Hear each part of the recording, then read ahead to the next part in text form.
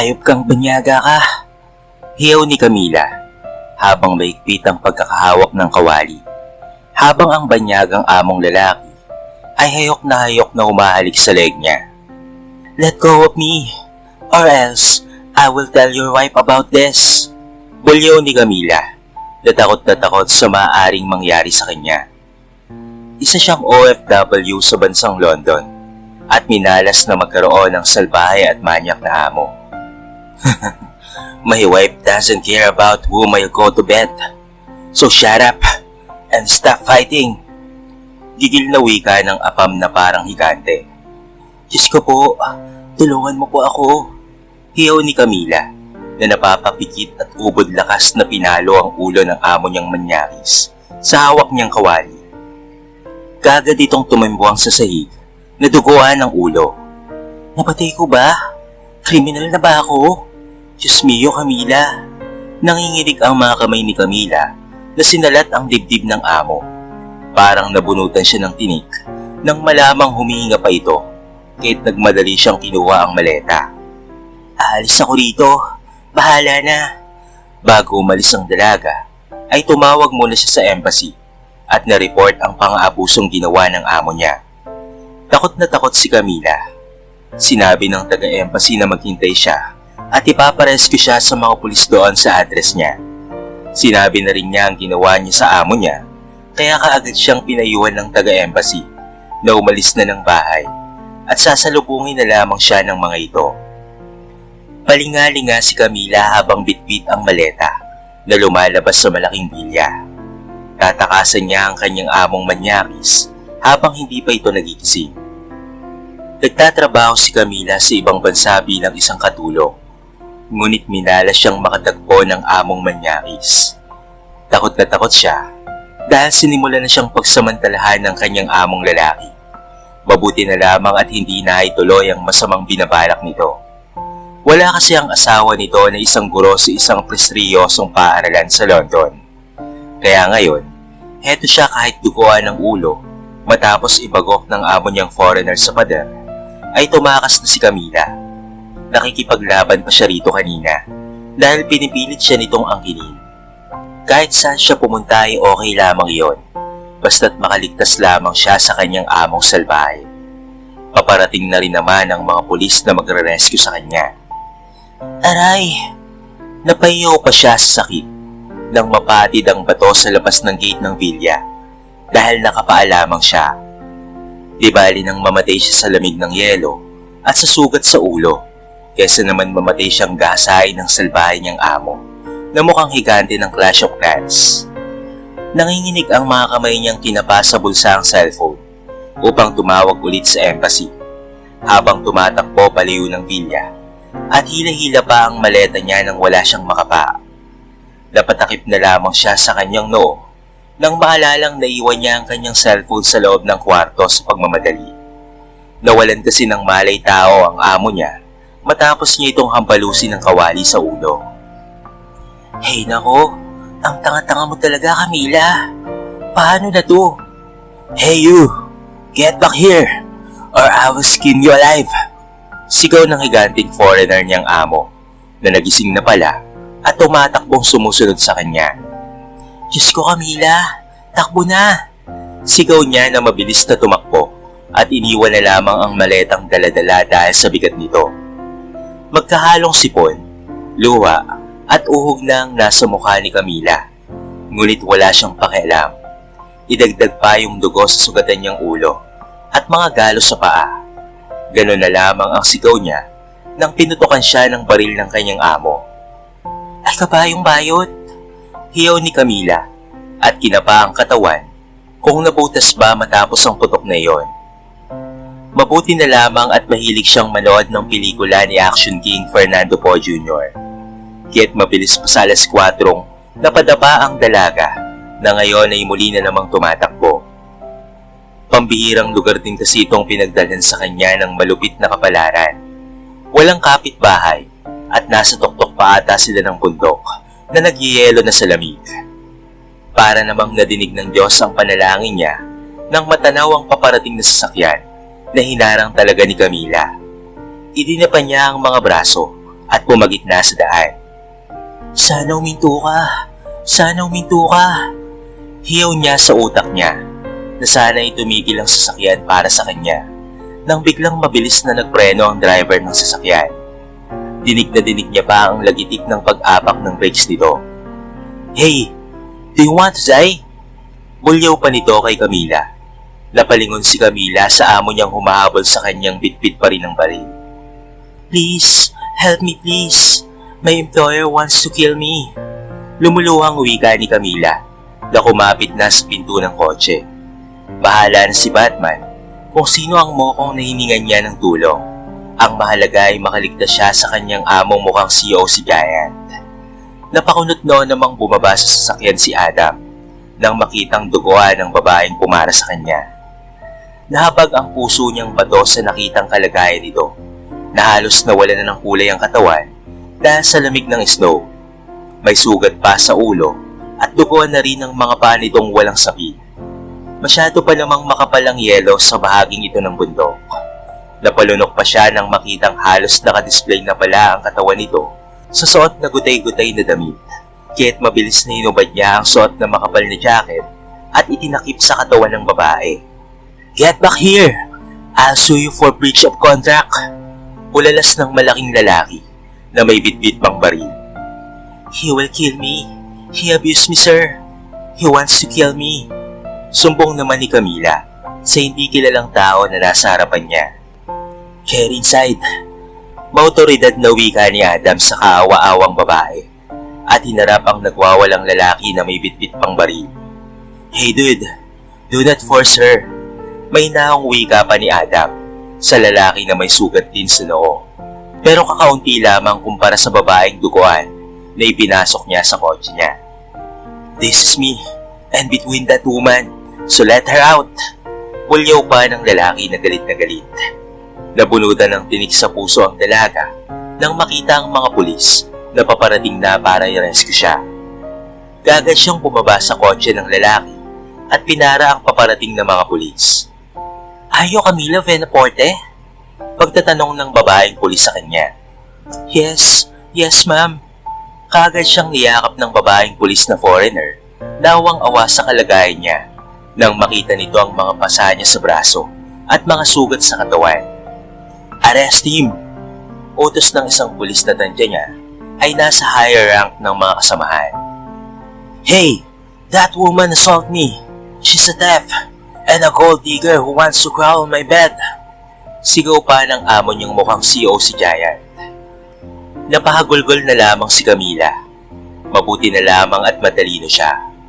Nakalikom siya ng ebidensya ng pang-abuso ng amo niya sa pamamagitan ng lihim na pagkuha ng mga video nito habang sinasaktan siya at pinipilit kanina. Yun mismo ang ibinigay niya sa embassy. Kahit tanga siya at naiwan niya ang kanyang cellphone sa bahay nito. Pero nakapag-secure pa rin naman siya ng ebidensya para rito. Thank you sir. Thank you for helping me. Pasasalamat niya sa lalaking tumulong sa kanya. Dahil kung hindi dahil rito, ay baka patay na siya bago pa dumating ang mga pulis.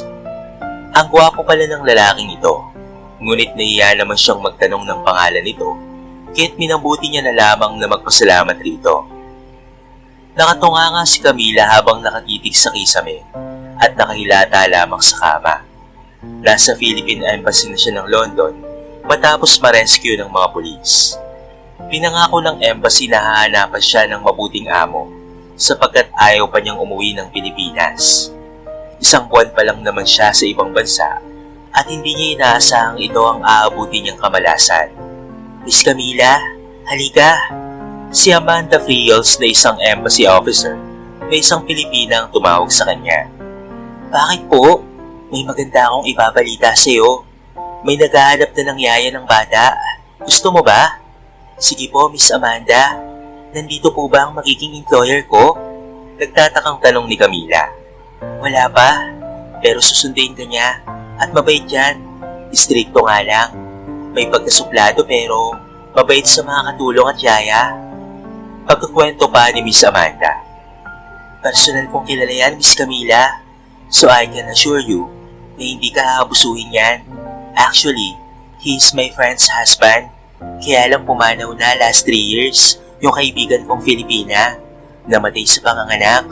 Malungkot pang kwento sa kanya ni Miss Amanda. Kinahapunan ay dumating na nga ang lalaking sinasabi sa kanya ni Amanda. Nagulat pa siya nang makita ang lalaking sakay ng kotseng nakasalubong niya noong tumakas siya sa amo niyang giant. Ang lalaking tumulong sa kanya. Sandaling napatanga ang dalagang si Camila. Napakagwapo pala nito. Ngayon niya lamang napansin. Kaso yung makapal nitong kilay ay laging nagkasalubong kagaya noong unang araw na nakita niya ito. I am Adam Williams. You already know me, right? Seryosong sad nito na wala man lamang siyang mabasang ekspresyon sa mukha nito. Yes, sir. I heard a lot from Miss Amanda. I'm Camila Benaporte. Inilahad pa ni Camila ang mga kamay, ngunit kunot na lamang itong tumitig doon. Nahihiyang itinago na lamang ni Camila ang mga kamay sa likuran niya. Ang arte naman ng lalaking ito. Gagad siya nitong kinuwang yaya ng anak nitong 3 years old pa lamang. Matapos niyang pumirma ng 2 years contract dito. Maganda ang nakasaad sa kontrata ni Adam Williams. Meron pa siyang day off at ito na rin ang magbabayad ng insurance niya. Kaya hindi na nagpatumpik-tumpik pa si Camila. Kagad niyang pinirmahan ang kontratang ibinigay ng gwapong si Adam Williams. Kinakabahan si Camila nang makaalis na sila sa embassy dahil hindi niya na ito naririnig na magsalita pa. Yung mga magagandang mata nito na kulay asul na kagaya ng dagat ay tila patalim kong tumitig. Pinagpapawisan tuloy ng malikit ang dalaga. Kahit naligo naman siya kaninang umaga dahil sa nakakamatay na mga titig nitong tila bumabaon sa kaluluwa niya. Para tuloy siyang dinadala sa katayan sa lagay na ito. Thank you for hiring me as a nanny to your child, sir. Kinakabahang wika ni Camila na puno ng pasasalamat sa lalaki na kahit papaano'y iniligtas siya nito sa amo niyang higante dati. Nakaramdam siya ng kakaibang kaba at excitement sa bagong pagkakataon na ito. Ngunit nakakabahala ang lalaking ito na matalim kong tumitig sa kanya. Pakaramdam niya tila siya ginigisang tulingan sa paraan ng pagtitig nito. Idagdag pa ang malakas na pagbundol ng puso niya sa tuwing nahuhuli niya itong nakatitig sa kanya sa loob ng sasakyan. Pambihira kasi itong kagandahan niyang minana niya pa sa abuela niyang pumanaw na. Maliit at matangos ang ilong niya. Habang ang singkit niyang mga mata ay dumadagdag pa sa kagandahan niya. Napatigil siya sa pagmumuni-muni niya nang tumikhim ang amo niyang gwapo. Will you stop staring at me? Matigas na wika nito. Nakakahiya. Nahuli pa siyang kanina pa nakatitig dito. Namumula sa iya si Camila na napayuko at natatarantang uutal-utal na sumagot dito. I am sorry, sir. Stop stammering. It makes you more uglier. Napakagat-labi si Camila. Ang kapal naman ng mukha ng taong ito, natawagan siyang pangit. Siya yata ang pinakamagandang nilalang doon sa bahay nila. Malaki ang pasasalamat niya nang iniligtas siya ng lalaki sa amo niyang salbahe at manyakis. Pero hindi lubos akalain ni Camila na ito ang aabutin niya sa gwapong apam na ito. Panlalait sa kagandahan niya. Napakagwapo nga pero napakasuplado. Mahinang wika ni Camila. Halos papasubsob sa harapan ng kotse si Camila nang bigla itong magpreno at pinalingan siya. Mabuti na lamang at nakaseatbelt siya. What did you say? Inis na sambit ni Adam. Lalata sa mukha ang pagkainis kay Camila. Nothing, sir. I said, you're so handsome and good. Namumutlang wika ni Camila sa lalaki. Muli namang binuhay nito ang sasakyan. Liar. Pulalas nito na itinoon sa daan ng paningin at muling nagsalubong ang mga kilay na may talim sa mga matang nakatitig kay Camila. Nabunutan ng tinik si Camila nang dumating na sila sa bahay na pag-aari nito. Halos malula si Camila sa napakalaking bahay na ito. Ito ba yung tinatawag na mansyon ng mga mayayaman? This is your room, and beside is the room of my 3-year-old daughter. She is asleep now, so you will meet her tomorrow. My sister Abby will instruct you in everything you do. You have everything you need in your room, sweet personal necessities. Good night, Camila. You will start tomorrow. Walang kaimo-emosyong wika nito at iniwan siya matapos iabot ang susi ng kanyang kwarto. Nalula si Camila nang tumambad sa kanya ang napakalaki at napakalinis niyang kwarto. Parang isang buong sala na ito sa bahay nila sa Cadmon. Kumpleto pa sa mga gamit at pati nga mga personal na gamit niya ay naroon na. Kaya masayang masaya si Camila na nagbabad sa shower at pagkatapos ay humilata sa napakalambot na kama. Nagsimula na ang bagong yugto sa buhay ni Camila. Puno ng pag-asa at bagong simula. Bagong amo na sana ay magiging maayos na ang pakikitungo sa kanya. Pero hindi naman siya natatakot dahil sinabi nga sa kanya ni Miss Amanda Friol na mabait daw ang amo niya kahit may pagka-stricto ang dating. Pugnutin nga lang raw ito matapos mamatay sa panganganak ang asawa nito. Pero kahit ganoon ay mabuting tao ito at ito ang inaasahan ni Camila sa bagong amo niya. Nagising si Camila na tila inuuga ng kamay ang kinahigaan niya. Lindol! May lindol ba? Napabalikwas na lamang ng bangon si Camila at napatutok sa bibig nang makita ang napakagwapong amo niya na nakaupo sa couch ng kwarto niya na naka-cross arms habang isang batang babae na napaka-cute ang tumatalon-talon sa kama niya. Are you my new nanny?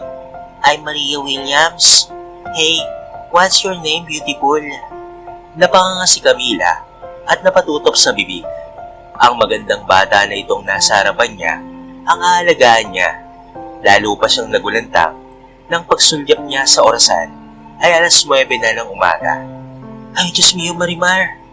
Mulalas niyang napatakbo sa banyo para mag-toothbrush at ayusin ang sarili bago harapin ang napakagwapong amo niya at napakagandang alaga. Magkasalubong ang kilay ni Adam paglabas niya sa banyo. Tapos na siyang mag-toothbrush pero hindi pa siya naliligo kahit ipinusod niya na lamang muna ang mahabang buhok niya. Good morning, sir and little miss. I'm sorry. I wake up late. This won't happen again. This won't really happen again cause I will fire you if you oversleep again like this. Matigas na wika ng kwagong nagkasalubong na naman ang makapal na kilay. Daddy, don't get mad. I like her. Cute na wika ng batang babae na iniikot-ikot pa sa mga daliri ang kulay mais na buhok nito. Maitim ang kulay ng mga mata nitong siguro ay namana sa Pilipinang nanay na naikwento na sa kanya ni Miss Amanda doon sa embassy. Napayuko na lamang siya na tumango at hindi na nagsalita pa. Fix yourself and Abby will talk to you about the things you need to do. Napakagadlabi na lamang si Camila nang makitang umiti sa kanyang bata at kumaway ng tinalong ito ng supladong ama papalabas ng kwarto niya. Kinakabahan si Camila nang nasa harapan na siya ng tinatawag nitong Abby, short for Abigail Williams, na nakababatang kapatid pala nito. Dalawa lamang silang magkapatid at matanda na ang ina nila. Nakasama rin nila sa bahay. Ngunit may ibang caregiver naman din na nag-aalaga rito. Naging masaya siya nang malamang Pilipina rin pala ang caregiver ng matanda. At ayon pa kay Abigail, ay kapatid daw ito ng namayabang asawa ni Adam. May iba rin silang kasama sa bahay na isang tagalinis na Nigerian. Nalaman niya mula kay Abby na dapat pala ay extra careful siya sa mga sinasabi niya sa bata dahil napaka-sensitive daw nito. Lalo kapag napag-uusapan ng patungkol sa nanay nito na halos buong araw itong umiiyak kapag naririnig nitong namatay ang ina sa panganganak sa kanya. Nalaman niya ring may allergy ito sa peanuts kung kaya't bawal dito ang lahat ng pagkain may mani. Pati na rin ang lahat sa pagkain, vitamins nito at daily activities. Napatangan na lamang ang dalaga nang malamang nag-aaral na pala ito ng math at astrology sa murang edad ng bata. So she is not allowed to play with other kids? Shucks, natanong ni Camila kay Abigail na nalaman niyang halos kidad niya lamang pala ito. Yes, Adam's rule. It happens before. Maria fell in the tree while hanging with the kids outside and she injured her left arm. So my brother fired the nanny. I'm so sorry, Camila, but don't you dare to break Adam's rules so you can stay here for a long time, okay? Nakangiting wika ni Abigail at sinabi pa nitong hindi naman nananakit si Adam, naninigaw lamang. na sinundan pa nito ng kapilyahang tawa, sabay hampas sa braso niya na ikinagulat naman ni Camila. Lumipas ang ilang araw at okay naman ang buhay niya sa loob ng mansyon ng mga Williams. Nararamdaman niya na lamang ang hindi magandang pakikitungo ni Karil na caregiver ni Mrs. Williams na kapatid ng ina ng batang inaalagaan niya. Wala ka bang ibang ginagawa? Nakikita mo bang busy ang mga katulong dito? Bakit hindi ka na lamang magwalis doon sa likod ng bahay? Total ay tulog pa naman si Maria. Pulyaw sa kanya ni Karil. Karil, sinabi kasi sa akin ni Abby na hindi ko pwedeng iwan si Maria kapag natutulog ito. Pagrarason niya, kaya't nakatikim tuloy siya ng nakakarinding hiyaw nito. Bago ka pa lang dito, ay parang kung sino ka nang umasta. Get out! Get out! Sigaw nito sa kanya, kaya halos mapalundag na lamang siya sa pagkabigla.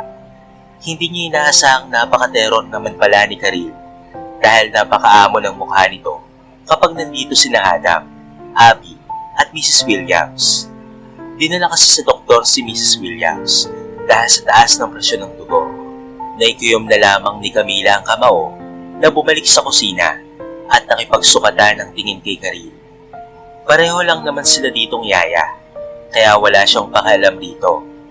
Nagugutom ata siya.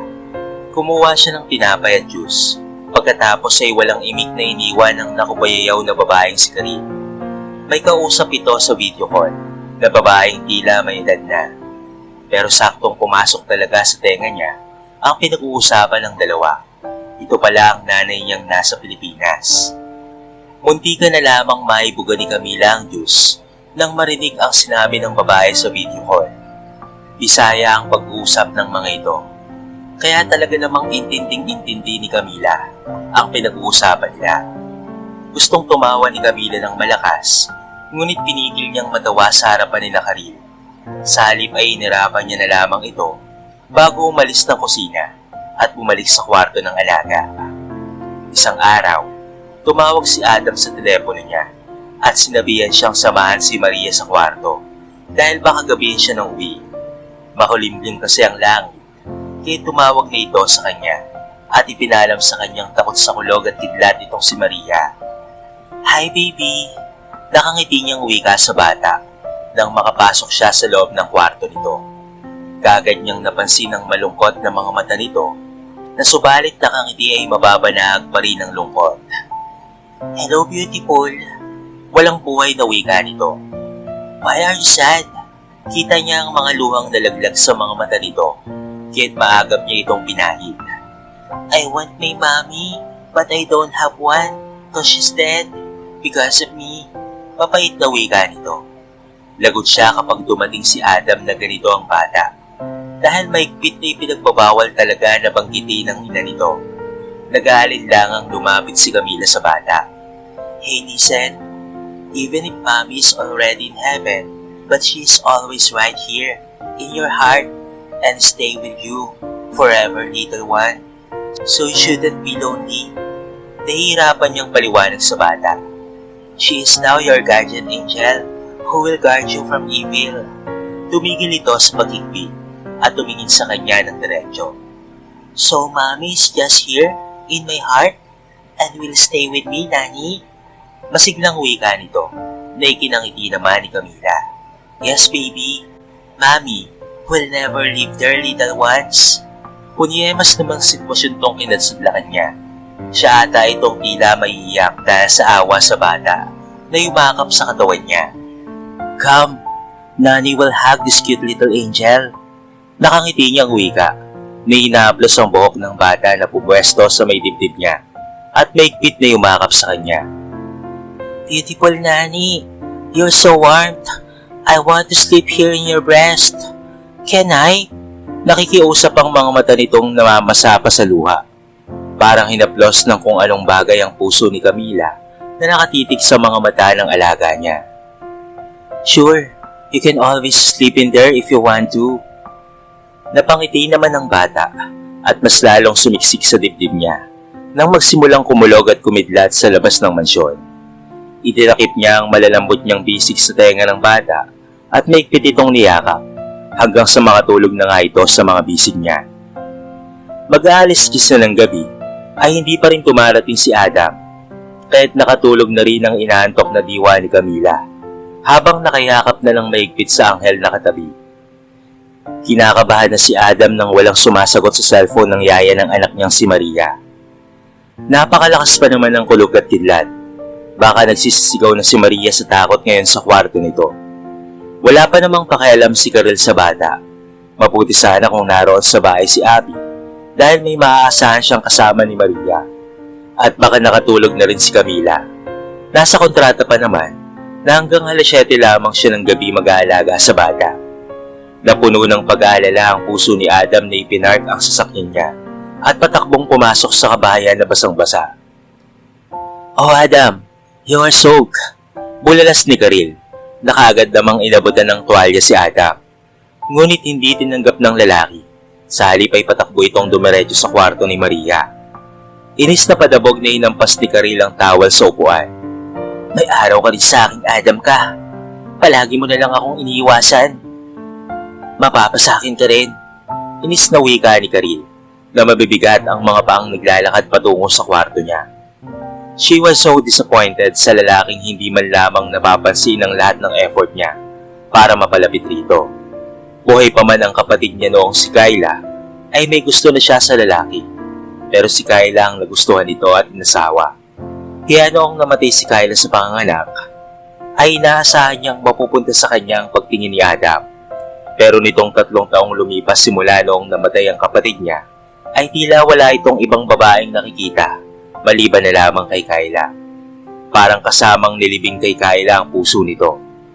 Umahangos na umakyat si Adam sa second floor, kung saan naroon ang kwarto ng anak. Mabilis na binuksan niya ito kahit basang-basa pa siya sa ulan. "Baby, Daddy's here."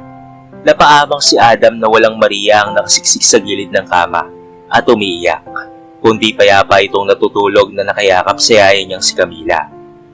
Nakatulog ito na nakasiksik ang mukha sa mayayamang dibdib ng yaya niya, habang mahigpit naman itong niyayakap ni Camila sa mga braso nito.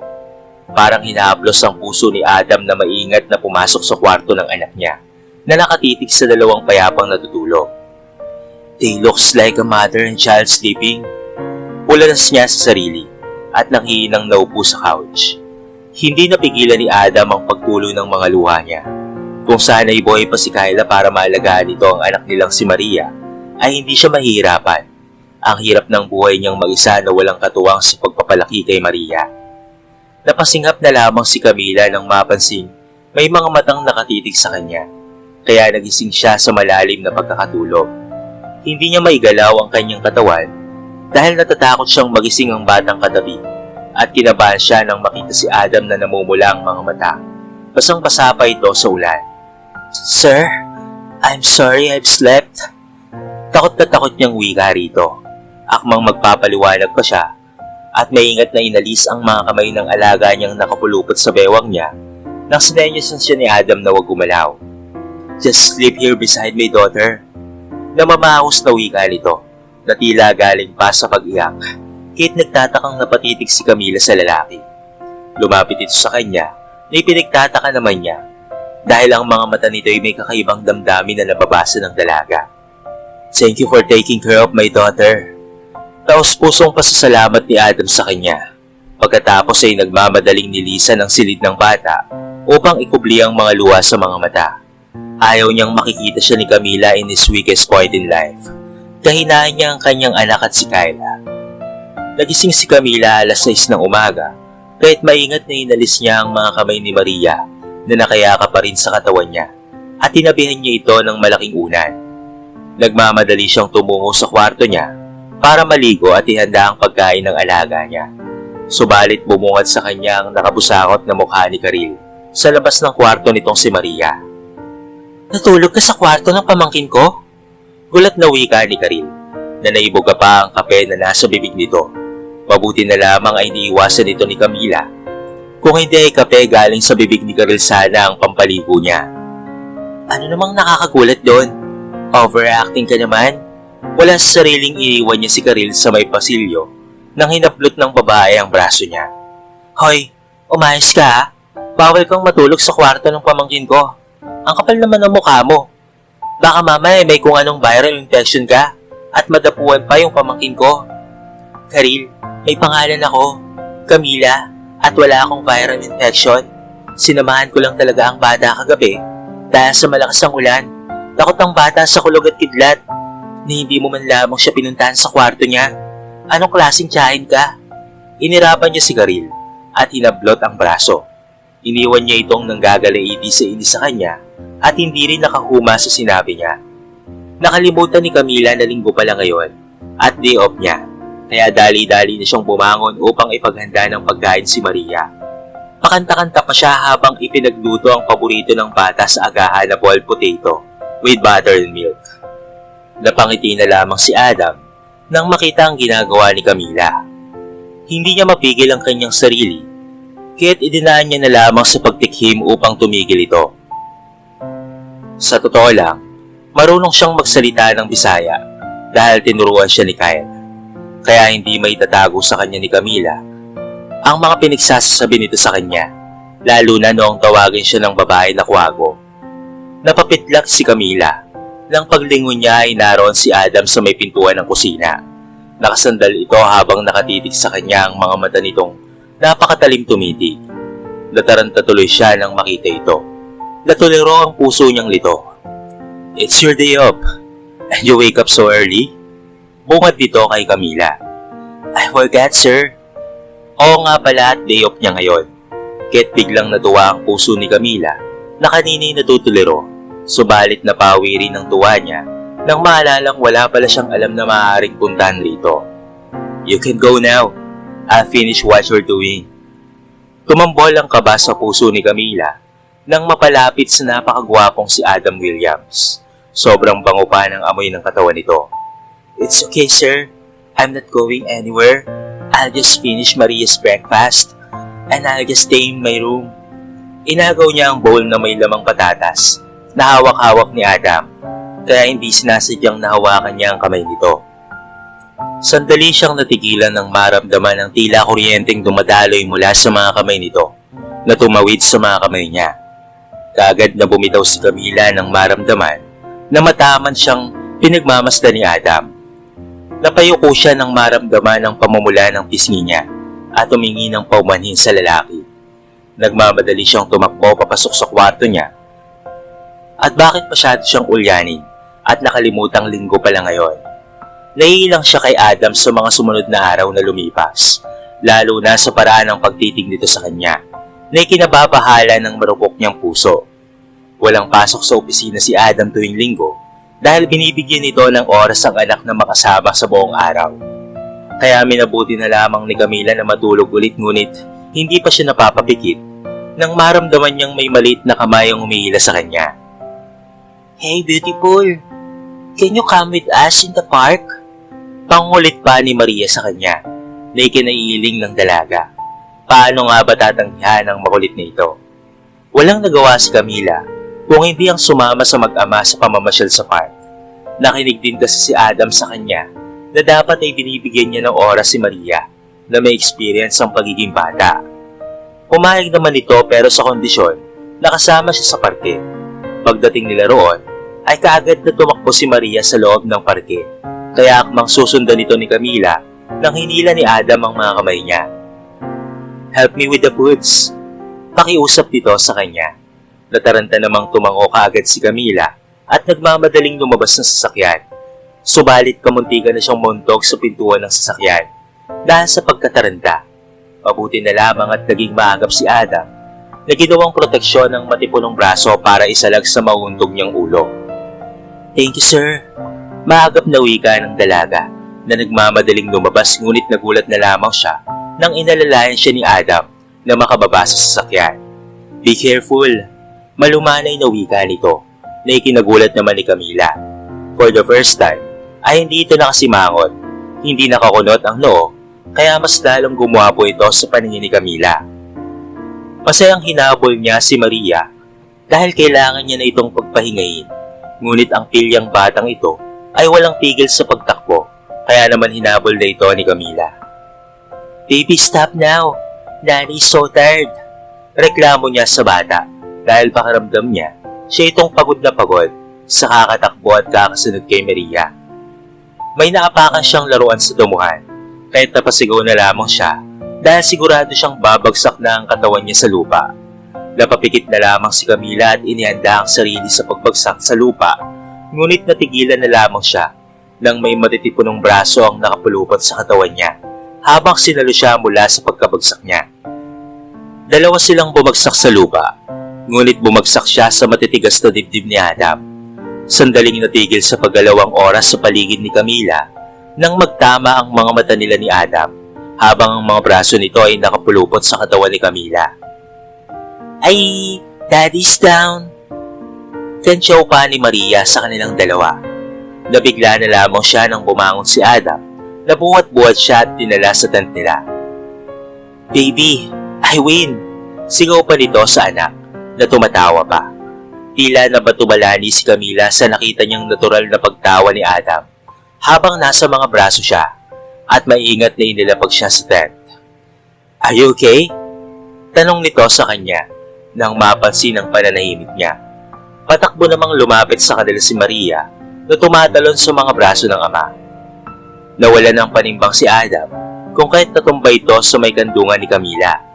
Sinakyan naman ito ng bata na tuwang-tuwa sa paglalaro niya sa ibabaw ng katawan ng ama. "Nani, can you be my mom? Please?" Napaawang ang mga labi ni Camila sa sinabi ng bata sa kanya. Idagdag pa ang napaka-awkward nilang posisyon. Nitila sila ay isang masayang buong pamilya, habang si Adam ay tila kampante lang ang kalagayang nakahiga sa kandungan ni Camila. "Nani, be my mom. Please, I want you to be my mommy."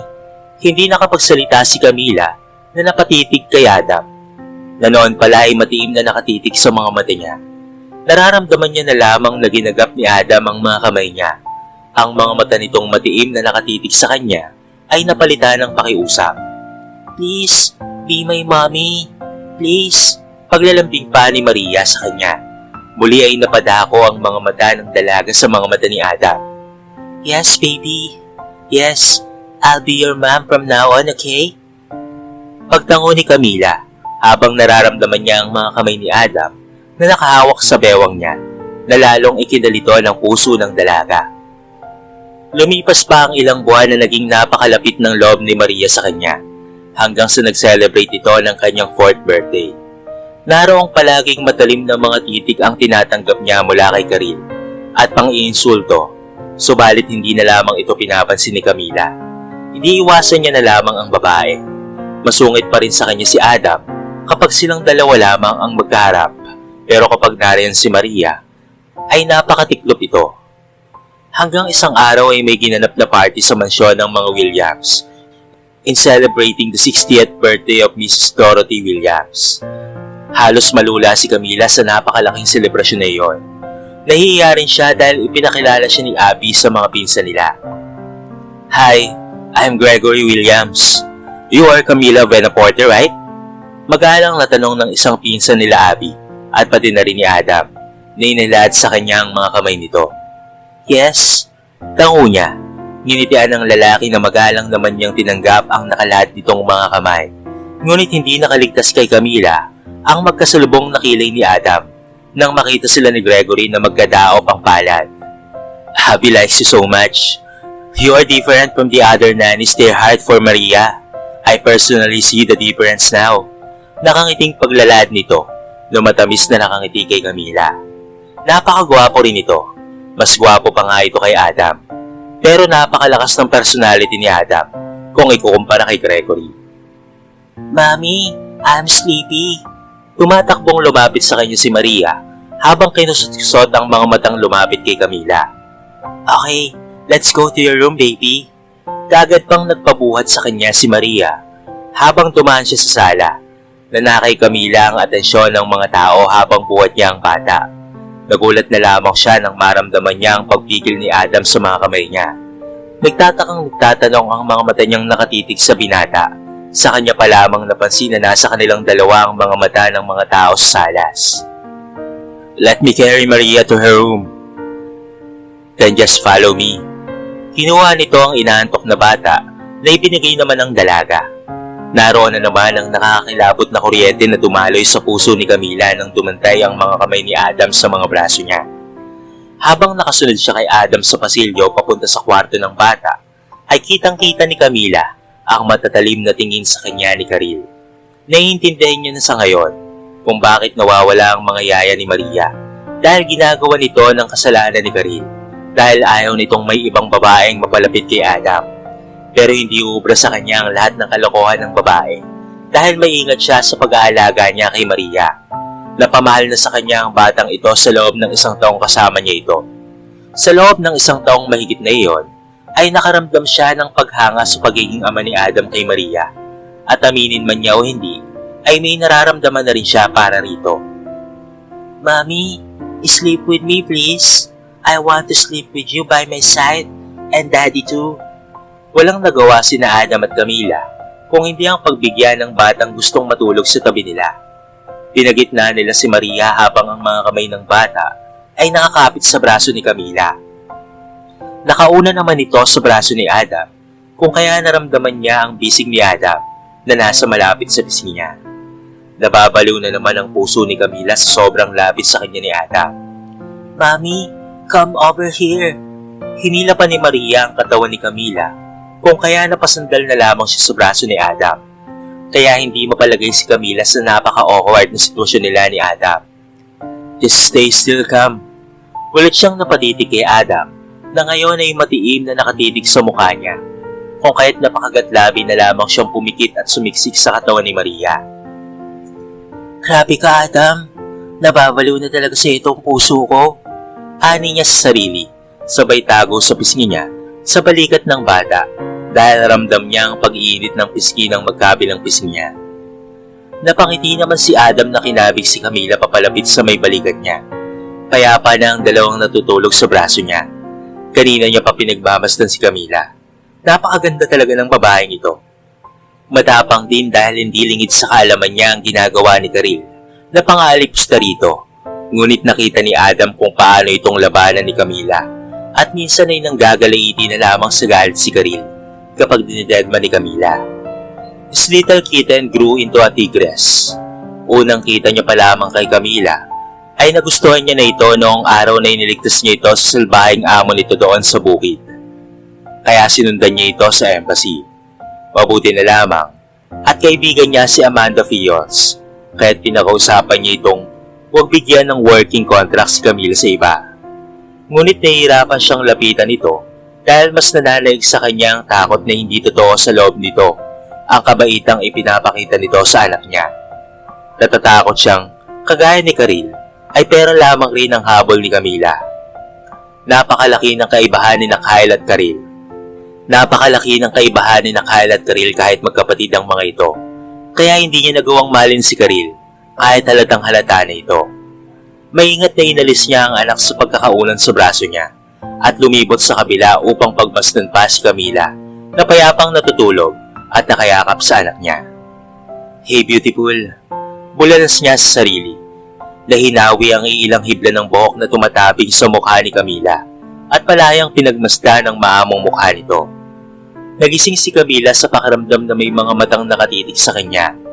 Ganoon na lamang ang pagkagulat niya nang makita si Adam na malamlam na nakatitig sa kanya. Ay kabayong bayot! Bulalas niya, ngunit tinakpan nito ang bibig niya.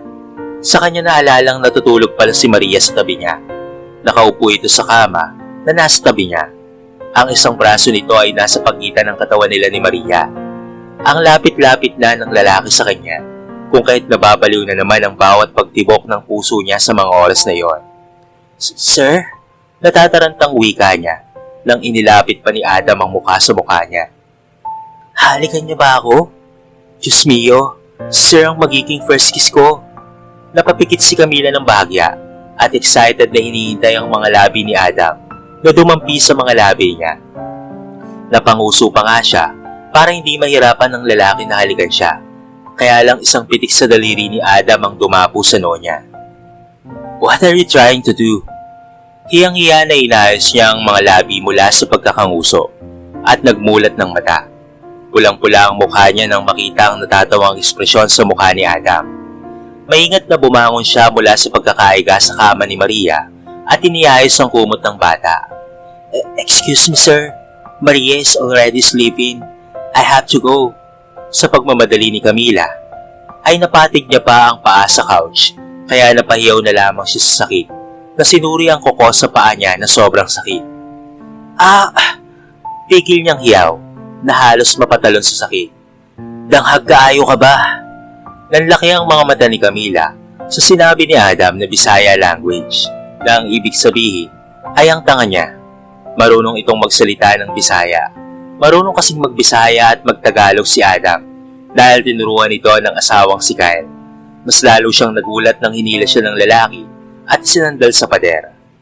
Napamulagat ang mga mata ni Camila nang dumapo sa mga labi niya ang mga labi ni Adam. Napakabango ng hininga nito at ang lambot ng mga labi nitong gumagalaw sa itaas ng labi niya. Napapikit na lamang si Camila dahil nakakahiya at napaka-inosente niya sa ganoong bagay. Hindi siya marunong kung paano tumugon sa mga halik nito. But Adam's lips taste so sweet na tila kay sarap namnamin. Kung kaya sinabayan na lamang ni Camila ang bawat paggalaw ng mga labi ni Adam. Camila, malamyos na pagtawag nito sa pangalan niya. Habang saka pa lamang napansin ng dalaga ang matitipunong braso nito na nakayakap sa bewang niya. Sunod-sunod na katok ang nagpahiwalay sa kanila ni Adam. Sa pagkabigla niya, ay tinulak niya ang lalaki at patakbong tinungo ang banyo ni Maria. Isang linggo ay inaya siya ni Abby at Gregory na sumama sa kanila sa isang party. Pinayagan rin naman siya ni Adam dahil kasama niya si Abby. Kahit masayang-masaya si Camila dahil sa unang pagkakataon sa isang taon at 6 na buwan niyang pananatili kina Adam, ay makakapag-party na rin siya sa wakas. Kasama niya pa si Abby na ngayon ay siyang namimili ng damit na isusuot niya sa pupuntahan nilang party. Pagbaba nila sa salas ay naroon sina Gregory at pati na rin si Karil na sasama rin sa party. Napatangan na lamang si Gregory nang makita siyang suot ang isang above the knee na kulay blue na damit na bagay sa kanya. Nakapusod ang mahaba niyang buhok, kaya't bagyang nakadisplay ang makinis na balikat ni Camila. Si Adam ay tahimik lamang na matiim na nakatitig kay Camila. Hindi raw kasi ito sasama sa party na pupuntahan nila. Oh Camila, I can't believe that you turned into a beautiful fairy when dressed beautifully. Palatak ni Gregory na hindi makapaniwala sa kagandahan niya matapos lagyan ni Abby ng manipis na makeup. See? I told you. Kimit balikat namang wika ni Abby na ngayon ay hinatak ang braso ni Camila. Wait! Tigil sa kanila ni Adam. Napalingon silang lahat sa seryosong mukha ni Adam na hindi man lamang maalis ang mga tingin kay Camila. I'm coming with you guys. I just need to change in a minute. Napapailing si Abby na napaupo sa couch katabi ni Camila. Habang si Maria ay iniwan nila sa lola ni si Mrs. Dorothy Williams na ikinagalak naman ng matanda. Natigilan pa siya ng akmang sasakay na siya sa sasakyan ni Abby nang pigilin ni Adam ang mga kamay niya. Let's get into my car. Pigil ni Adam sa kanya. Makahulugan namang gumuhit ang malapad ng ngiti sa labi ni Gregory at Abby. Kinawayan niya na lamang sina Abby nang hilahin na siya ni Adam sa sasakyan niya. Pinagbuksan pa siya ng lalaki ng pintuan at inalalayan siyang makasakay sa loob. Adam, can I ride in your car too? Gregory's making fun of me. Pagdadabog na tumakbo papalapit sa kanila si Karil na kumapit pa sa braso ni Adam. Napabuntong hininga na lamang si Adam na itinuro kay Karil ang likurang upuan. I want to transit, Adam. Then you can stay here. Napatutop si Camila sa bibig niya at gustong matawa sa sinabi ni Adam. Saka iniwan si Karil at lumibot na sa driver's seat.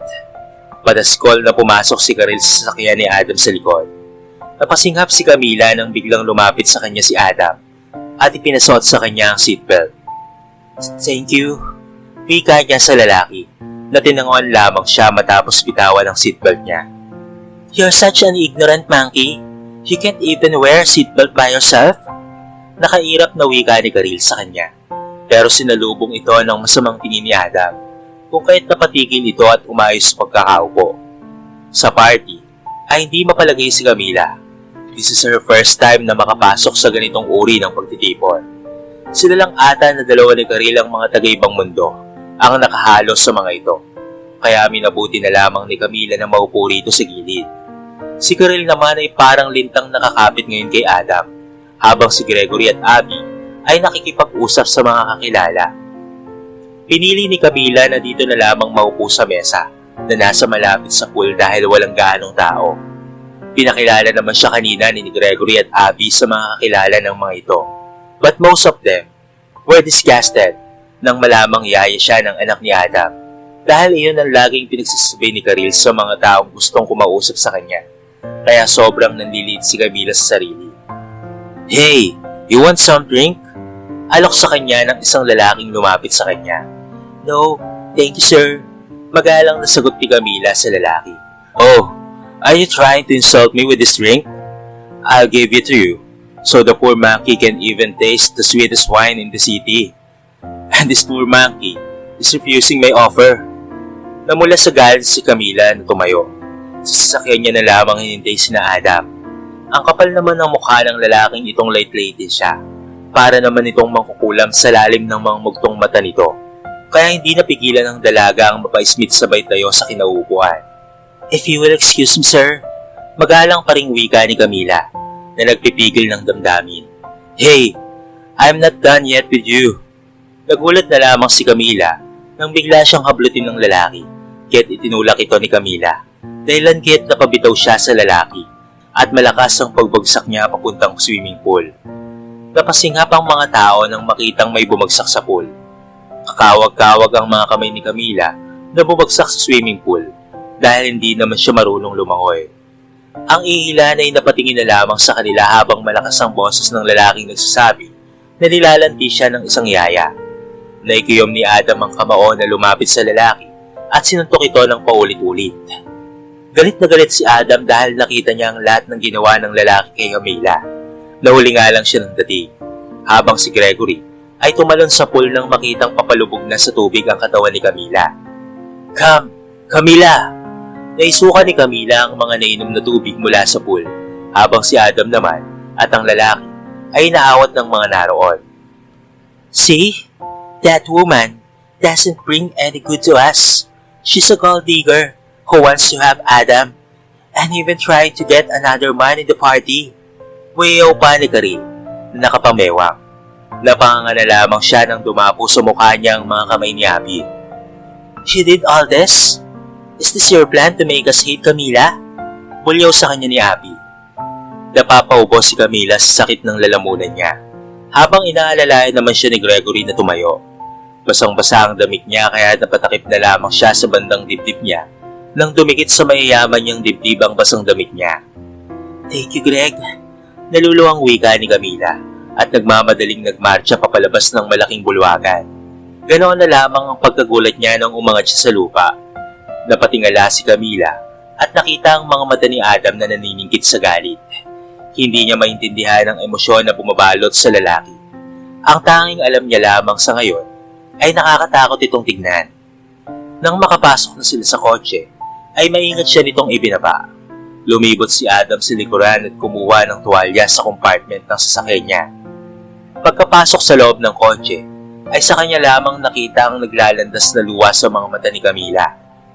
Napabuga ng hangin si Adam na tiniyo ang buhok ng dalaga, pati ang katawan nito, at binalot ng tuwalya. "I'm sorry about that." Bulalas ni Adam na niyakap ng maigpit ang umiiyak si Camila. "Why are you asking for sorry? It's not even your fault." Humiikbing wika ni Camila. "It's my fault that I joined Greg and Abby in the party. It's my fault that I wanted to try a party in my life.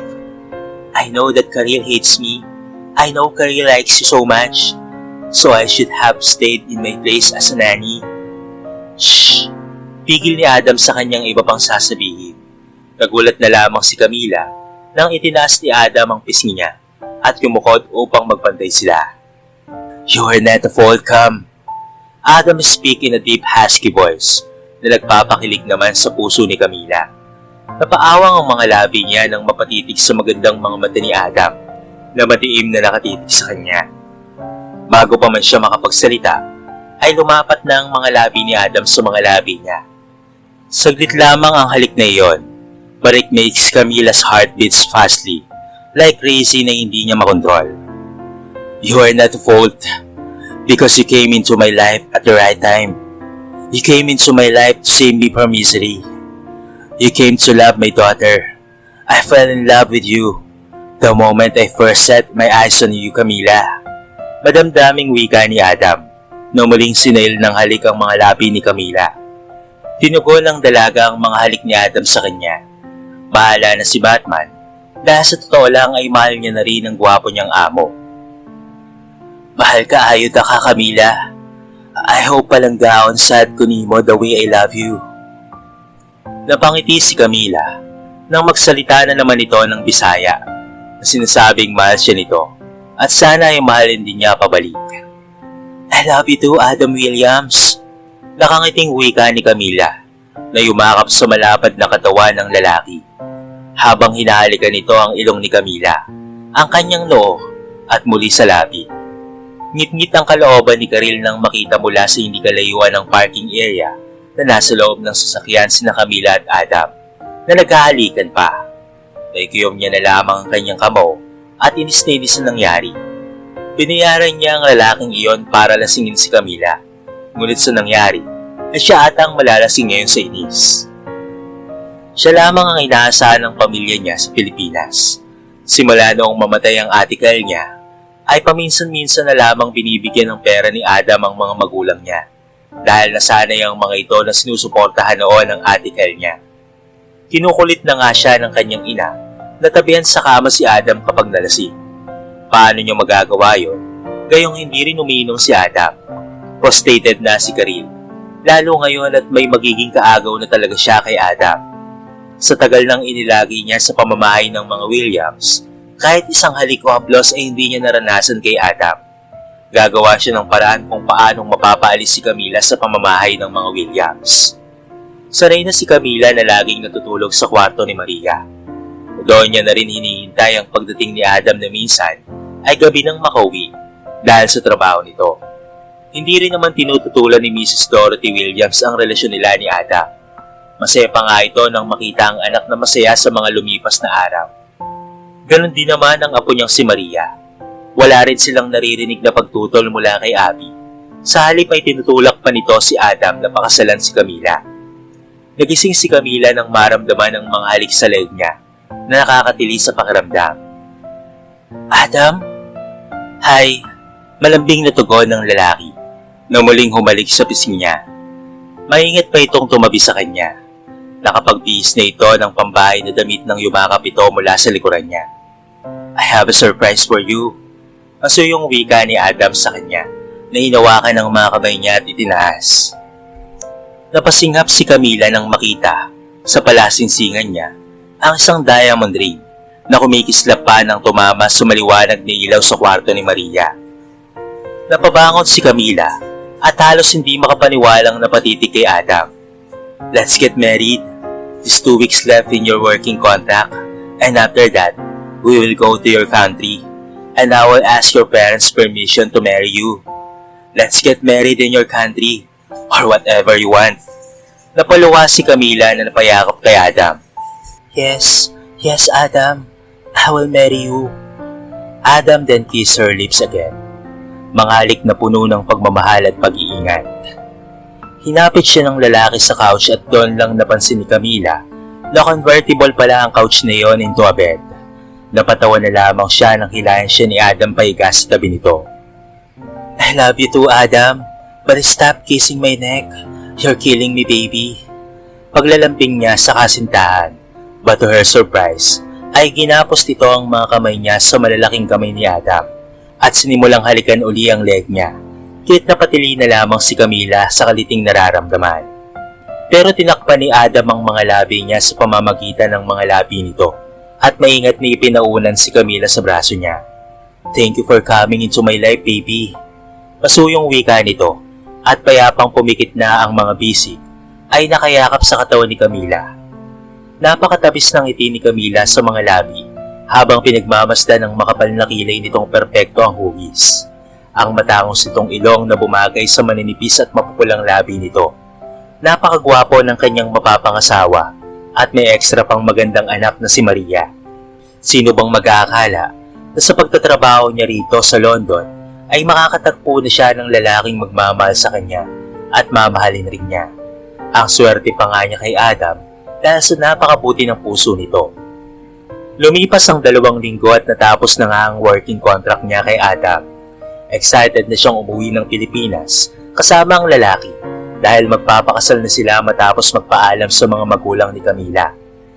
Ibang kontrata naman ang excited na pipirmahan ni Camila ng buong puso, ang kontrata sa pagiging Mrs. Camila Williams niya. Maaga siyang nagising at nagluto si Camila ng sandwich para kay Maria. Linggo ngayon at masayang-masaya siya dahil sa susunod na araw na nakatakda ang pag-uwi niya ng Pilipinas kasama si Adam at Maria. Sasama rin sina Abby at Mrs. Williams para umarap sa mga magulang niya at humingi ng permiso para sa kasal nila. Narinig niyang nagising na si Maria at hinahanap siya, kaya nagmamadaling inihanda niya sa mesa ang sandwich at orange juice. Pakyat na tinungo niya ang kwarto ni Maria. Maaga kasing lumabas si Adam para mag-jogging kasama ang pinsan si Gregory. "Hello baby, good morning." Matakbong lumapit sa kanya ang bata na kaagad namang kinarga ni Camila papuntang banyo para doon ay mag-toothbrush. Kaagad na bumaba sila sa mesa at masayang kumain si Maria ng sandwich na inihanda ni Camila. Nang maya-maya ay namumula ang buong mukha ni Maria. Umiiyak itong itinuro ang sandwich na kinakain. Nahintakutan si Camila nang makitang napahawak ito sa dibdib at nahihirapang huminga. "Baby Maria!" Hindi magkandamayaw sa pagtawag ng tulong si Camila nang dumating sina Abby at Adam. Nanginginig sa takot na napatingin si Camila sa mga taong masama ang tingin na ipinukol sa kanya lalo na kay Karil. Adam, this is peanut butter." Hindi makapaniwalang hiyaw ni Abby at napatingin kay Camila. "Let's bring Maria to the hospital." Nanginginig na wika na biglang inagaw ni Adam mula sa kanyang bata at isinugod sa ospital. Napagulgol si Camila na napatitig sa sandwich na kinain ng bata. Hindi siya makapaniwalang magkakamali siya ng nilagay dahil alam niya sa kanyang sarili na cheese spread ang nilagay niya sa sandwich ng bata. Naalala niya pang tinikman niya ang cheese spread na nasa kutsara. "Nasa critical condition ang pamangkin ko dahil sa katangahan mo. So if I were you, mas mabuting umalis ka na rito bago ka pa ipakulong ni Adam." Hiyaw ni Karil kay Camila. "No, hindi ako aalis rito dahil hindi ako nagkabali ng nilagay sa sandwich ng bata. Naiintindihan mo ba?" Bulyaw niya kay Karil. Nahilam sa luha ang mga mata.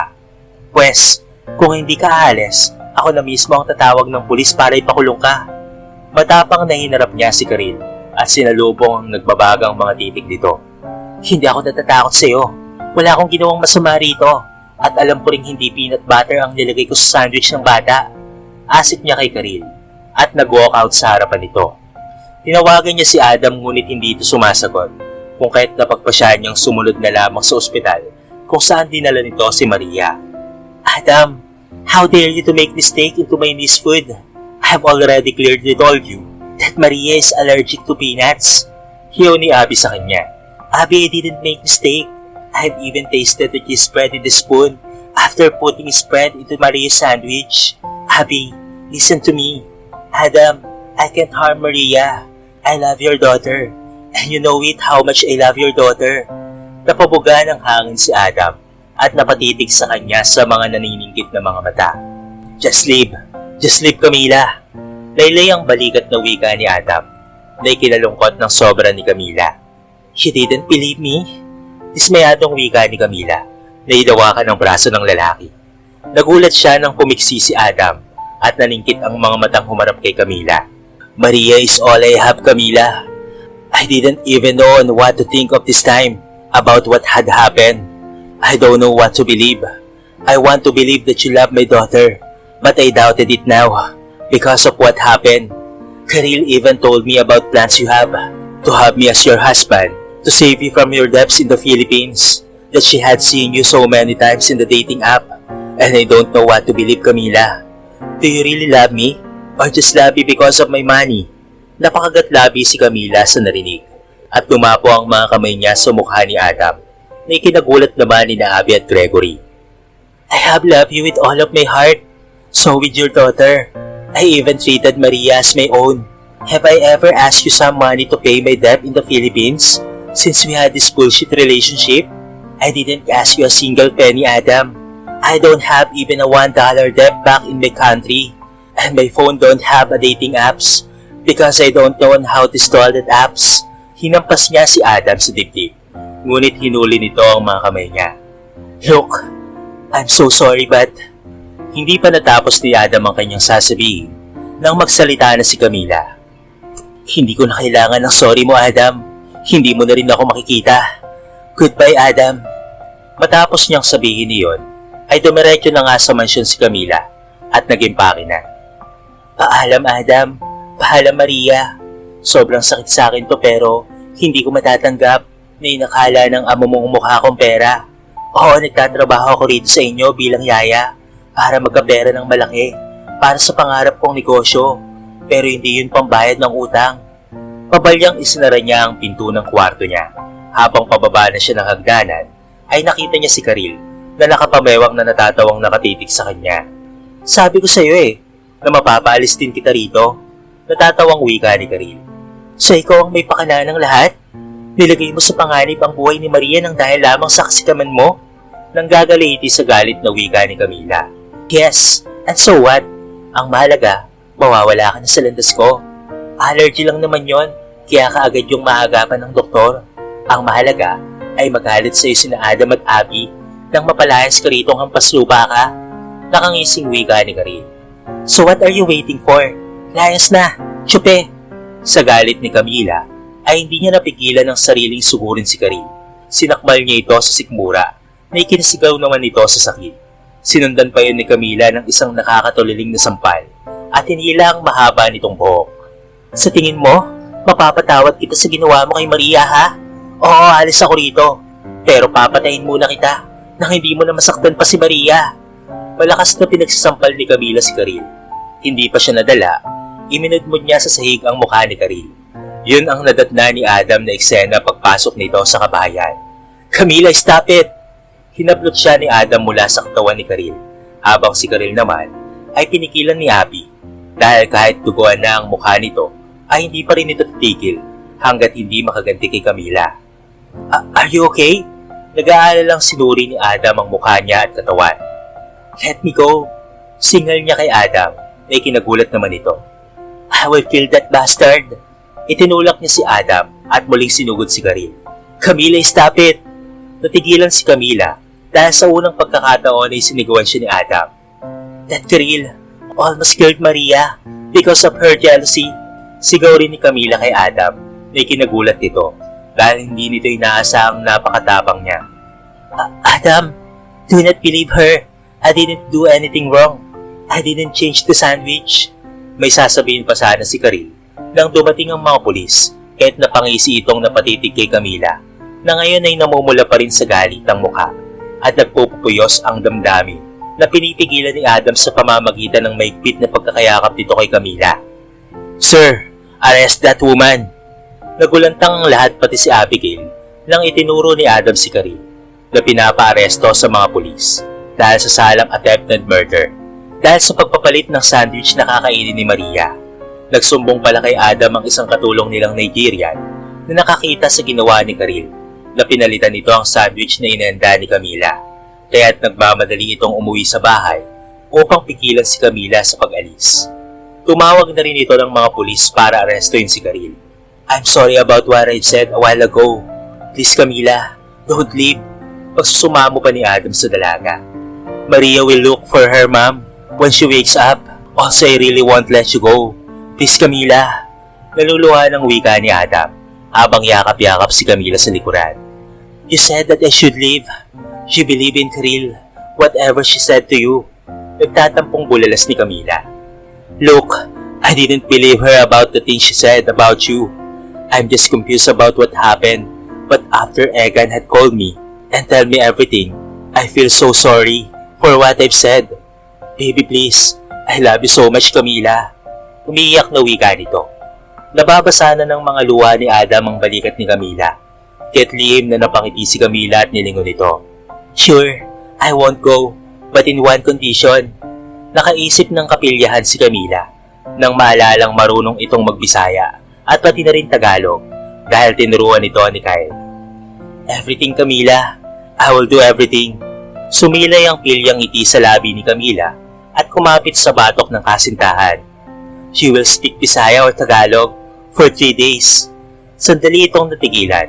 Pagkatapos ay mabilis na hinarga si Camila sa mga bisig patungo sa kwarto nito. Pinaglalaroan mo ako, baby? Islang na wika nito sa Tagalog habang maingat na ibinababa si Camila sa kama. Kamusta ang anak natin? Kamusta si Maria? Nag-aalalang wika ni Camila. Sabi ng doktor ay stable na ang kondisyon ng anak natin, pero ito ay hindi. Nakangiting wika ni Adam na hinubad na ang suot na t-shirt at isinunod na ang pantalon. Kinakabahang napakagatlabi na lamang si Camila nang makita ang kasintahang napakakisig tignan sa harapan niya habang nagngangalit ang ari nitong gusto nang magwala. Mahal na mahal kita, Camila. Even you are trying to twist my tongue. Natatawang wika nito na tumatalon sa kama at hinuli si Camila sa mga bisig niya. Napatili si Camila kasunod noon ng halakhak matapos siyang kilitiin ni Adam sa leeg. Mga halakhak na nagiging impit hanggang sa nagiging mga ungol at halinghing na pumupuno sa 4 na sulok ng kwarto ni Adam Williams. Minsan hindi natin inaasahan sa ating buhay kung kailan darating ang taong itinakda ng Diyos para sa atin, lalo na sa ating mga kababayan na nasa abroad. Palaging tatandaan na parating manaig sana ang kabutihan na sa ating mga puso at matuto tayong lumaban sa bawat dagok ng buhay. Umuwi ng Pilipinas si Camila na may kasamang isang Adam Williams at anak na si Maria. Kaagad na sumunod sa kanila si Mrs. Dorothy Williams, Gregory at Abby Williams, habang si Karel naman ay pinatawad na lamang ni Adam sa pakiusap na rin ng ina nito na biyanan niya sa pumanaw ng asawang si Kyle. Pinauwi na lamang din ito ni Adam sa Pilipinas at ayaw niya nang magkaroon pa ng ugnayan sa pamilya ni Kyle na gahaman sa pera. Excited na si Camila sa paparating nilang kasal ni Adam sa simbahan ng Katmon, kung saan pinapangarap noon ni Camila na ikasal sa simbahan na nasa tuktok ng burol ng Katmon sa Cebu Norte, ang kinalakihang lugar ni Camila. Napangiti siya habang tinatanaw ang paparating na bangka sa tabi ng baybayin, kung saan naroon ang boyfriend niyang si Adam na hindi na yata napapagod sa kakasagwan sa maliit na bangka ng tatay niya. Excited na si Camila na pumasok sa simbahan at pumirma ng panghabang buhay na kontrata kasama ang isang Adam Williams.